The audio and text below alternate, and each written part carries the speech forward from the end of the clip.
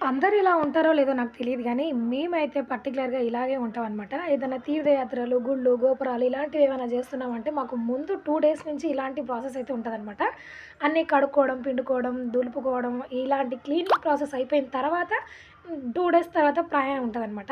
ఈ పని చేసుకుంటూ ఉంటూ విజయవాడ కనకదుర్గమ్మ విశేషాలు ఇంకేమైనా తెలుసుకుందాం అని చెప్పేసి నండూరి గారి ఛానల్‌లో చూస్తూ ఇలాగ క్లీనింగ్ ప్రాసెస్ మొత్తం కంప్లీట్ చేసిన తర్వాత నెక్స్ట్ డే ప్రయాణం అయితే స్టార్ట్ చేసామనమాట.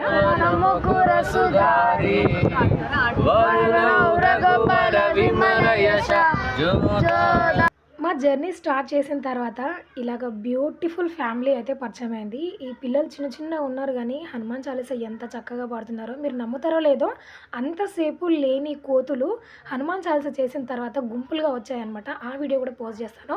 అండ్ విజయవాడలో పెట్టగానే కాలు మోసపోయింది ఇక్కడే అనమాట. అదేంటో నెక్స్ట్ వీడియోలో చూపిస్తాను.